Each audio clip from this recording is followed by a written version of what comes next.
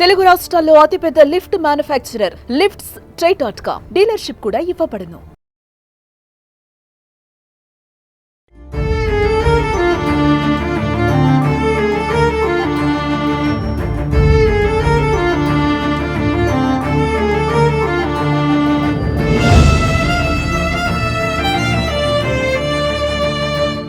తన కుటుంబీకుల చేతిలోనే తన భర్తను పోగొట్టుకొని పుట్టెడు దుఃఖంతో కన్నీరు మున్నీరవుతుంది భార్గవి. ఇదే భార్గవికి ప్రస్తుతం కేసు విత్డ్రా చేసుకోవాలంటూ కూడా బెదిరింపులు వస్తున్నాయి. ఏకంగా 2 కోట్ల రూపాయలు ఆఫర్ ఇస్తున్నారు. ఈరోజు తెల్లవారుజామున వృత్తి తెలియని వ్యక్తులు వచ్చి వాళ్ళ మామగారిని బెదిరించినట్లు తెలుస్తా ఉంది. ఇదే అంశంపై మొత్తంగా మనమైతే భార్గవితో మాట్లాడదాం. నమస్తే అమ్మ భార్గవి. ఇప్పుడు మీరు కేసు విత్డ్రా చేసుకోవాలని మీకు బెదిరింపులకు పాల్పడినట్టు తెలుస్తా ఉంది. ఏంటి అసలు ఎన్ని గంటలకు వచ్చారు, ఎట్లా బెదిరించారు, వాళ్ళు ఏమి మిమ్మల్ని బెదిరించారు? నిన్న మామయ్య గారు అన్నారంలో ఉన్నారు. అంటే మేము ఇటు వచ్చేసినాం, ఎమ్మెల్యే వాళ్ళు ఇట మాట్లాడడానికి రమ్మన్నారు. మేము ఇక సూర్యాపేటకు వచ్చేసినాం. మామయ్య ఇంకా బంటికి తలగూరు పెట్టడం వల్ల తనని అక్కడనే ఉంచాలని చెప్పి అక్కడనే ఉంచిండ్రు. అయితే మేము ఇటు వచ్చేసిన తర్వాత ఈవినింగ్ టైంలో మామయ్యకి ఎవరో ఇద్దరు బయటికి రమ్మని పిలిచారంట. ఇంకా మామయ్య ఏమనుకుంటాడు, ఇంకెవరైనా వస్తారు కదా మాట్లాడడానికి, లేకుంటే బంటి ఫ్రెండ్స్ ఏమో అని చెప్పి వాళ్ళ దగ్గరికి వెళ్ళిండు. 2 వీలర్ మీద వాళ్ళు 2 మెంబర్స్ వచ్చారంట. వచ్చి నువ్వు కేసు విత్డ్రా చేసుకోకపోతే మాత్రం నిన్న మీ కోడల్ని చంపేస్తాం, 2 కోట్లు ఇస్తాం మీకు, కేసు విత్డ్రా చేసుకోండి అని చెప్పి మాట్లాడిండ్రంట. ఇంకా మా మామయ్య ఏజ్డ్ పర్సన్ కాబట్టి ఇంకా తనకేం తెలియదు.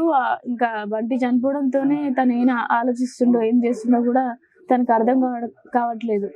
అట్లా ఇంకా తను ఏడ్చుకుంటూ మాకు ఫోన్ చేయడం జరిగింది. అప్పుడు ఇట్లా మా అన్నయ్యకి ఫోన్ చేసి ఇట్లా నన్ను చంపేస్తా, కోడల్ని చంపేస్తాం, నీ కోడలికి ఒక 1 crore, నీకు 1 crore ఇస్తా అని చెప్పి బెదిరించారు. ఇంటి దగ్గరకు వచ్చాని చెప్పిండు మామయ్య. మేము వెంటనే ఇక్కడ సూర్యాపేటలో ఉన్నప్పుడు ఇంకా కలెక్టర్ గారి దగ్గరికి వెళ్ళి మేము కంప్లైంట్ ఇవ్వడం జరిగింది. ఇట్లా మాకు వాళ్ళ నుంచి బెదిరింపులు వస్తున్నాయి, మమ్మల్ని రక్షించండి, మాకు ఫాస్ట్ ట్రాక్ కోర్టు ఖచ్చితంగా కావాలి, తొందరగా ఏర్పాటు చేయండి అని చెప్పి కంప్లైంట్ ఇచ్చి మాకు ఏదో ఒక ఉపాధి కలిగించండి అని చెప్పి మాట్లాడొస్తే కలెక్టర్ గారు సరే అని చెప్పి మాట్లాడతామమ్మా, ఖచ్చితంగా మీకు రక్షణ కల్పిస్తాము, మీరు జాగ్రత్తగా ఉండండి, మీ ఇంటి ముందు మేము పోలీసు వాళ్ళని పెడతాము అని చెప్పి మాట్లాడడం జరిగింది కలెక్టర్ గారు. ఓకే, నీ భర్తను చంపింది నీ కుటుంబమే. నీ న్యాయ పోరాటం ఎలా ఉంటుంది? సో నీ రక్త సంబంధికులకు ఎటువంటి శిక్ష పడాలని కోరుకుంటున్నాను మీరు? వాళ్ళకి ఖచ్చితంగా జీవిత ఖైదు శిక్ష పడాలి. ఎందుకంటే ఇప్పుడు ఒక వ్యక్తిని చంపేంత కోపం ఎందుకు ఉంటుంది అంటే, మా పేరెంట్స్ని మేము ఒక రూపాయి ఇవ్వండి, ఒక పైసలు ఇవ్వండి కట్నం అని చెప్పి ఇట్లా బెదిరించడం అవి ఏది చెయ్యలేదు. మా అంతటా మేము ఉంటున్నాము, మా జీవితం మేము గడుపుతున్నాము. వాళ్ళని ఏది ఒక్కసారి కూడా మేము మాట్లాడకపోయేది, వాళ్ళ ఇంటికి కూడా వెళ్ళలేదు, వారు ఊర్లకు కూడా మేము వెళ్ళి తిరగలేదు, ఏది చేయలేదు. వాళ్ళే ఇట్లా ఎస్సీ అని చెప్పి కులాంతర వివాహం చేసుకున్నారు, ఇట్లా అని చెప్పి వాళ్ళకి కులం పిచ్చి బాగా, అట్లా అని చెప్పి బంటిని చంపేయడం జరిగింది. వాళ్ళు మీ కుటుంబీకుల కులం పిచ్చి అంటున్నారు. నీకు నీ భర్తకు థ్రెట్ ఉందని తెలిసి కూడా మీరు ఎందుకు ముందస్తుగా పోలీసులను ఆశ్రయించలేదు? అంటే మేము ఇంకా లవ్ మ్యారేజ్ కదా మాది, ఇంకా పేరెంట్స్ ఎవరైనా కోపం మీద ఉంటారుగా, 1 year తర్వాత ఇంకా వాళ్ళే మాట్లాడతారులే అని చెప్పి మేము ఆల్రెడీ డిస్కషన్ చేసుకున్నాం ఇంతకు ముందే. ఏం కాదులే, ఇప్పటికి ఇంకా కొత్తగా కదా మనం పెళ్లి చేసుకుంది, తర్వాత అయినా మాట్లాడతారులే అని చెప్పి మేము మాట్లాడుకున్నాం. కానీ మరీ ఇలా దారుణంగా చంపేస్తారని చెప్పి ఎక్స్పెక్ట్ చేయలేదు. బంటి కూడా ఇంకా అట్లా అని ఎక్స్పెక్ట్ చేయలేదు.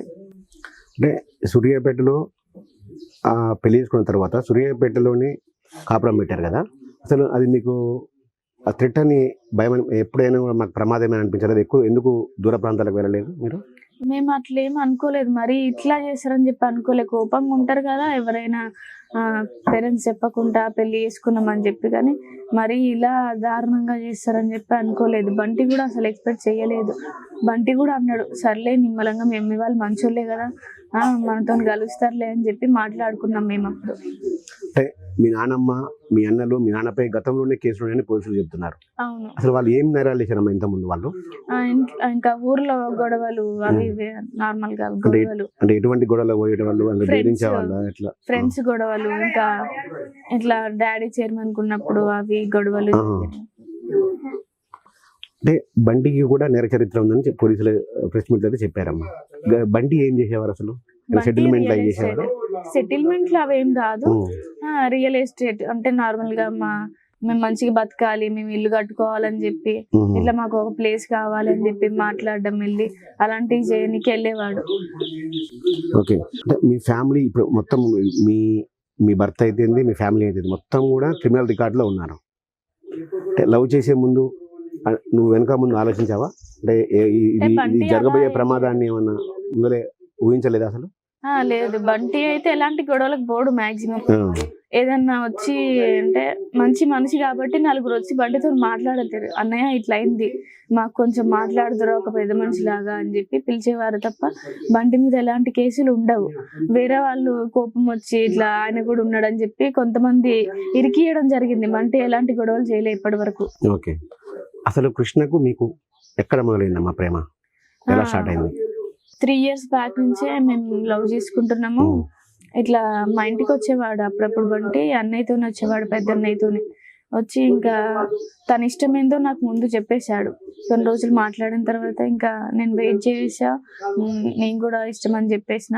మేమిద్దరం కంటిన్యూ చేయడం జరిగింది. అప్పటి నుంచి ఇట్లా ఇయర్కి కొన్నిసార్లు తెలియడం, అట్లా 3 years వరకు మెయింటైన్ చేసినాం. ఇంకా తెలిసినా కూడా ఇంట్లో నేను మమ్మీ వాళ్ళని అడగడం నాకు బంటే కావాలి అని చెప్పి, లేకుంటే నేను చనిపోతా అనడం, ఇట్లా ఒప్పుకోవడం కూడా జరిగింది.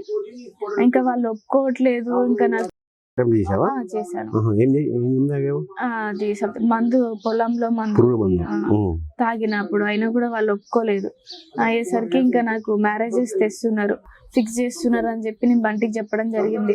సరే ఇంకా వీళ్ళు చెప్పినా వినట్లేదు, వినిపించుకోవట్లేదు అని చెప్పి నేను ఇంకా బంటి నేను పెళ్లి చేసుకోవడం జరిగింది. అయితే మీ కుటుంబ సభ్యులతో మాట్లాడినప్పుడమ్మా, అంటే మా కూతురు గతంలో కూడా ఇంకోతన్ని ప్రేమించింది, అదంతా చిన్న వయసు అనుకున్నాము, ఏం తెలియనితనం వయసు అనుకున్నామంటారు, నిజమేనా అది? లేదు, నేను ఎవరిని లవ్ చేయలేదు. ఇంకా ఇప్పుడు ఫ్యూచర్ ఏంటి? నీ ఫ్యూచర్ ఏమనుకుంటున్నావు అసలు? నాకు ఏదో ఒక ఉపాధి కలిగిస్తే ఇంకా మా మామని చూసుకుంటా. ఎందుకంటే మేము ఇంకా చదవడానికి కూడా నా దగ్గర 1 రూపీ కూడా లేదు, ఎట్లా చదువుకోవాలి? కనీసం మా మామయ్యని చూసుకోవాలన్నా నాకు ఏదో ఒక ఉపాధి కలిగిస్తే నేను మా మామని చూసుకుంటాను. మీ పెళ్ళైన తర్వాత, బంటిని పెళ్లి చేసుకున్న తర్వాత కృష్ణ ఫ్యామిలీ నిన్ను ఎలా చూసుకుంది?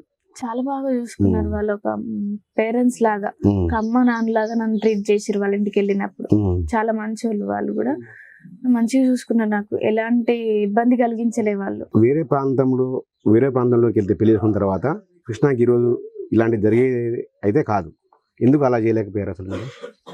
మేము ఎందుకు, సూర్యాపేటలోనే ఉన్నాడు కదా చిన్నప్పటి నుంచి బంటి, ఇంకా ఈ ఏరియా తనకు తెలుసు కదా అని చెప్పి అందరు ఫ్రెండ్స్ ఉంటారు. ఇంకా మనం వేరే దగ్గరికి వెళ్తే ఎవరు తెలుసు మనకి? అయినా హైదరాబాద్ లో ఉన్న ఏడని ఉంటే నేను ఎట్లా రియల్ ఎస్టేట్ చేయగలుగుతా? ఇక్కడైతే నాకు అందరు తెలుసు, కాల్ చేస్తారు, అది ఇది అని చెప్పి మాట్లాడతారు. అందుకే ఇక్కడే ఉందాము అని చెప్పి మాట్లాడండి బంటి. అంటే బంటి కూడా ఒక స్టార్ లోకల్ గా, అంటే ఫ్రెండ్స్ మా ఫ్రెండ్స్ నన్ను ఏం చేస్తారని ఓవర్ కాన్ఫిడెన్స్, అంటే ఫ్రెండ్ సర్కిలింగ్ ఎక్కువ. బంటి బాగా మంచోడు, అందరికి హెల్ప్ చేస్తూ ఉండేవాడు. అట్లా నా ఫ్రెండ్స్ చెప్తారు లేదని ఉంటే నాకేం కాదులే, ఏదైనా ఉంటే ఎమ్మటే నాకు ఇన్ఫర్మేషన్ ఇస్తారని చెప్పి తను ఎక్స్పెక్ట్ చేసిండు. కానీ ఫ్యామిలీయే చేసింది, అది బయట వరకు రాలేదు, ఫ్రెండ్స్ వరకు. అంటే వాళ్ళ క్యాస్ట్ వాళ్ళని వాళ్ళు తీసుకొని ఇట్లా చేయడం జరిగింది. అదే వేరే వాళ్ళని పిలిచి ఇట్లా సూర్యాపేటలో ఇంకెవరితోనైనా మాట్లాడడం జరిగితే ఖచ్చితంగా బంటికి ఇన్ఫర్మేషన్ వచ్చేది. ఓకే, ఈ మొత్తం ఎపిసోడ్ లో మీ నానమ్మ పై అన్ని వీలు చూపుతున్నాయి, నానమ్మే కారణం అని. అసలు నానమ్మ నిజంగా రౌడీనా మొదటి నుంచి? అంటే రౌడీ అంటున్నారు అందరూ, అంటే ఆ మనసత్వం ఉండేదా? ఊర్లో పెద్ద మనిషి నాయనమ్మ, ఇంతకు ముందు పంచాయతీలు చేసేది, అందరికి చెప్పేది. మరి మాది ఇలా ఎందుకు చేసిందో తెలియదు. ఆమె కూడా చాలా పంచాయతీలు చేసింది, లవ్ మ్యారేజ్లని అవి. అప్పుడు తనకు తెలియదా? ఇప్పుడు మాది కూడా లవ్వే కదా. ఆమె పెద్దది కాబట్టి వాళ్ళకి మంచి చెప్పేది పోయి వాళ్ళని బెదిరించడం, మీరేం చేస్తుర్రు అట్లా పోతే అని చెప్పి అట్లా చేయడం మంచిది కాదు కదా. ఒక పెద్ద మనిషి, నలుగురికి చెప్పే మనిషి నలుగురికి చెడగొడుతుందా ఇంట్లో? ఇప్పుడు ఫైనల్ గా ఏం కోరుకుంటున్నావు అమ్మా ఇందులో? ఇప్పుడు నువ్వు ఏం చదువుతున్నావు? ఇప్పుడు డిగ్రీ సెకండ్ ఇయర్. గ్రూప్ ఏంటమ్మా? BBA. నెక్స్ట్ మీ ఎడ్యుకేషన్ కొనసాగిస్తున్నావా? ఏంటి నీ లైఫ్ గోల్స్ ఏంటి? నేను ఏదో ఒక ఫైనల్ గా అయితే ఇక్కడే సెటిల్ అవ్వదలుచుకున్నావా, లేకపోతే మీ ఇంటికి వెళ్తావా ఏంటి? నీకంటూ ఒక చాలా లైఫ్ ఉంది, ఏం చేయబోతున్నావు? నేను మా పేరెంట్స్ తోనే ఉండను, ఎందుకంటే నా బంటిని చంపేసిర్రు వాళ్ళు. నేను వాళ్ళతో ఎలా ఉండగలుగుతా? నాకు మా మామ ఉన్నాడు, మా వదిన ఉన్నది, అన్నయ్య ఉన్నాడు, వాళ్ళతోనే నేను ఉంటా. మా మామని నేను చూసుకుంటా. నాకు ఏదో ఒకటి 10 కలిగించారనుకో, నేను ఆ పైసలతోనే, వాళ్ళు ఇచ్చిన పైసలతోనే నేను చదువుకొని మా మామయ్యని చూసుకొని మళ్ళీ ఆ జాబ్ నేను చేసుకుంటా. ఓకే. కలెక్టర్ గారిని కలిసారా ఉపాధి గురించి కానీ? అవును. ఏమన్నారు కలెక్టర్ గారు? నేను చూసుకుంటానమ్మా, మీరు చదువుకోండి అని చెప్పి మాట్లాడారు కలెక్టర్ గారు. ఇప్పుడు బెదిరింపులు వచ్చాయి, సెటిల్మెంట్ చేసుకోవాలని, కేసు విత్డ్రా చేసుకోవాలన్నారు కదా, దీనిపైన ఏమైనా పోలీసులకు ఫిర్యాదు చేశారా?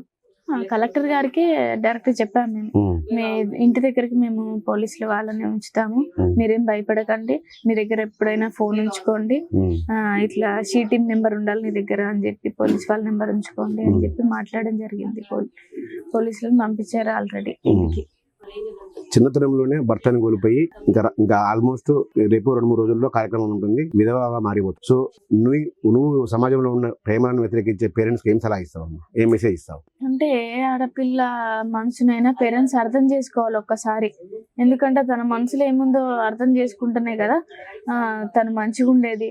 సరే మీ మాట వినలేదనుకో వదిలేసేయండి, మీ బిడ్డ కాదనుకోండి, చచ్చిపోయింది అనుకోండి, లేకుంటే అంటే వేరే పేరెంట్స్ వాళ్ళ కొడుకుని చంపేయడం ఎందుకు? నీ బిడ్డని చంపుకోండి, వినకపోతే నన్ను చంపేయచ్చు కదా. ఇప్పుడు వాళ్ళ బంటిని చంపేయడం వల్ల పేరెంట్స్ కి ఎంత ఇబ్బంది.